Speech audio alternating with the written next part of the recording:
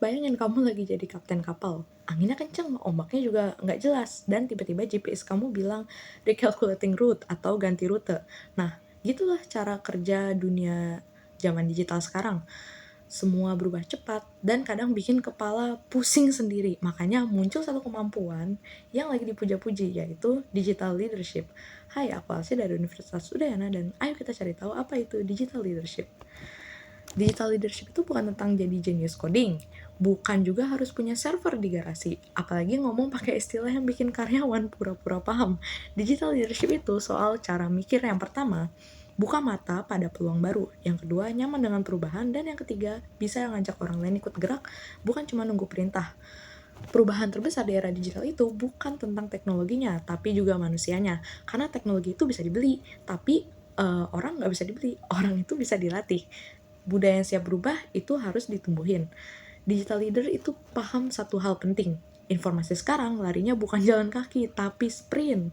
Dulu keputusan kita bisa nunggu rapat mingguan. Sekarang di real time ada pelanggan komentar di medsos, tren berubah 2 hari sekali. Kalau lambat ya dilewatin. Terus kalau misalnya tugas digital leader itu apa? Pertama, bikin tim berani eksperimen. Gagal itu bukan dosa negara, bukan juga dosa besar. Selama belajar dan cepat ngegas lagi, itu aset. Yang kedua, ngobrol pakai bahasa manusia. Kalau tim nanya, kita pakai AI buat apa sih? Jawabnya simple, biar kerjaan kita cepat, biar tenaga bisa disimpan buat yang lebih penting. Paham? Lanjut. Ketiga, ngajak semua orang ikut serta. Digital leadership itu bukan karaoke solo. Ini tuh kayak orkestra, semua orang kebagian. Ada yang jago data, ada yang jago komunikasi, ada yang jago baca kebutuhan pelanggan.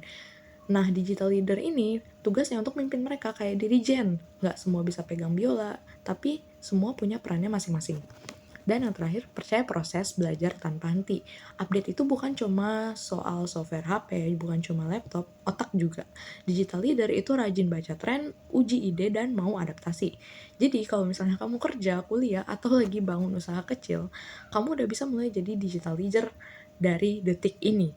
Buka diri pada perubahan, gunakan data buat mutusin langkah, dan ajak orang buat gerak sama-sama.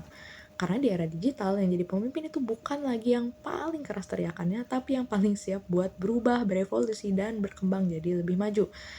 Ya, selamat memimpin, selamat berubah, dan nikmatilah ombaknya.